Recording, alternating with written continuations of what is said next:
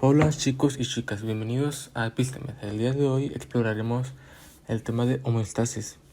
Evitemos confusiones, comencemos con esto. Vamos a diferenciar la homeostasis de la hemostasis, que a pesar de ser palabras muy similares, son solo eso, palabras similares, más su significado no es el mismo. Es más fácil recordar los significados de las palabras cuando logras identificar su origen etimológico. Veamos. Homeostasis. Homeo proviene de la palabra homoios o homo, que significa igual. Hemos es una palabra griega, hemo, que significa sangre. Éstasis, variando el contexto, puede significar distintos sinónimos. En este caso, estado o estabilidad y detención. Homeostasis significa un estado, entonces igual, un estado igual. Hemostasis significa la detención de la sangre. No entiendo. Ok, vamos a ver estas palabras de una manera más desarrollada, definiendo la homeostasis como el mantenimiento de unas condiciones casi constantes, tratando de ser siempre iguales del medio interno. Hemostasis se define como el proceso que previene y detiene el sangrado o hemorragia para mantener la integridad del sistema circulatorio. Cada sistema del organismo tiene su propio papel en la homeostasis. Trabajan mediante mecanismos complejos porque cada uno amerita su propio video o su propia serie de videos sobre su funcionamiento. Aún así, veamos algunos ejemplos sobre cómo controlan la homeostasis. El sistema circulatorio funciona por dos etapas. La primera es la etapa de circulación general. Es como desde el corazón, la sangre viaja por todo el cuerpo hasta llegar de regreso. Recordemos que el corazón tiene 2 ventrículos y 2 aurículas. Bombea sangre desde sus ventrículos para después viajar y regresar por las aurículas. Veamos. La sangre expulsada por el corazón desde el ventrículo izquierdo viaja a la circulación sistémica por las arterias, distribuyendo así sus nutrientes y oxígeno a todos los órganos, tejidos y células. Una vez hecho esto, la sangre regresa por las venas hacia el corazón, llegando a la aurícula derecha. De esta manera, al la sangre recorrer todo el cuerpo lo integra, estando todos los órganos conectados por medio de la sangre. Pero esto, ¿cómo ayuda a mantener la homeostasis? ¿Qué tiene que ver? Bueno, logra un equilibrio entre el transporte constante de nutrientes, productos de desecho y hormonas. Veamos la segunda etapa, que es la circulación capilar. Aquí tenemos unos capilares. La sangre de la arteriola atraviesa los capilares para después llegar a la venula. Y si vemos, es en este proceso cuando nutren a las células de los tejidos. Pero eso no es todo. Veamos que entre las células hay unos espacios que parecen estar vacíos. Tanto estos espacios como el interior de los vasos están llenos de líquido. Ambos líquidos ejercen presión. Esta presión se llama presión hidrostática. Cuando la presión hidrostática de los vasos es mayor que la de estos espacios, llamados espacios intercelulares, el líquido se desplaza hacia el espacio. Por el contrario, cuando la presión hidrostática de los espacios intercelulares es mayor que la de los vasos, el líquido se desplaza hacia los vasos. Gracias a esto, los líquidos están constantemente yendo y viniendo entre un espacio y otro. Gracias a que la sangre y los espacios tisulares están constantemente intercambiando líquido, mantienen siempre los niveles de las presiones y los niveles de líquido constantes. Ahora, tu cuerpo está constantemente absorbiendo compuestos y desechando otros. La entrada y salida de compuestos en el organismo está regulada por los sistemas respiratorio, sistema digestivo y sistema renal. Comencemos con el sistema respiratorio. Y es que cuando la sangre atraviesa los pulmones ocurre un intercambio de gases. ¿Cómo es esto? Cuando la sangre llega a este punto, ya está desoxigenada, porque ya dio todo su oxígeno a los tejidos. Entonces, gracias a que atraviesa los pulmones, el oxígeno inhalado que llegó hasta los alvéolos pasa hacia los vasos, y el dióxido de carbono que se generó a lo largo de toda la respiración celular pasa al alvéolo para ser expulsado por la exhalación. Y aquí nos volvemos a preguntar, bueno, ¿esto cómo ayuda a mi homeostasis? Es fácil, manteniendo siempre constantes los niveles de dióxido de carbono y de oxígeno en la sangre. Ahora, la sangre atraviesa las paredes del aparato digestivo y cuando hace esto, absorbe los distintos nutrientes que hemos consumido.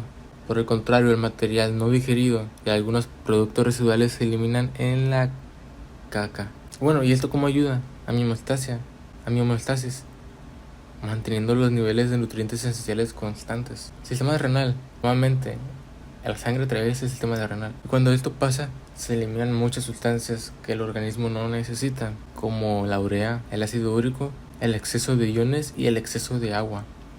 ¿Cómo ayuda esto a mi homeostasis? Manteniendo los niveles de nuestros iones y agua constantes. Es la clave aquí. Todo se debe mantener constante.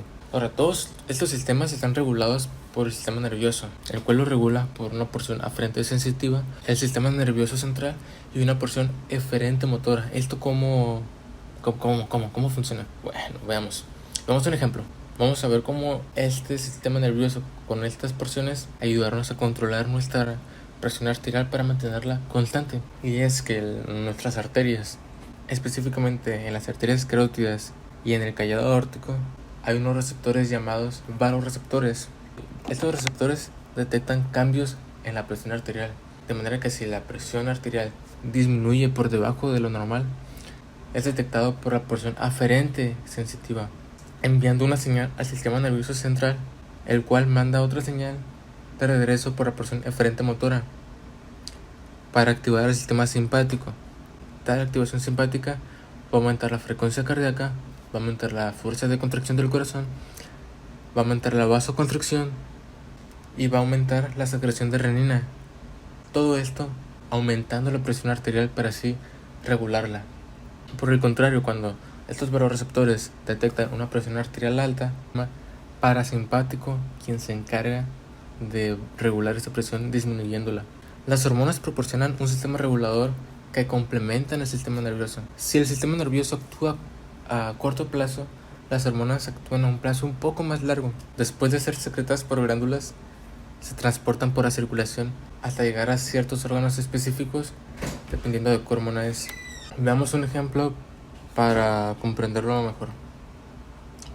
El páncreas, específicamente en las células beta de los islotes de Langerhans, detectan cuando hay un aumento de la glucosa. En respuesta al aumento de la glucosa, el páncreas libera insulina al torrente sanguíneo. Esta insulina permite que la glucosa entre las células para ser utilizada como energía o bien para ser almacenada en forma de glucógeno o triglicéridos. Cuando esta glucosa pasa de estar en sangre a entrar a las células, lógicamente la cantidad de glucosa que estaba en sangre disminuye.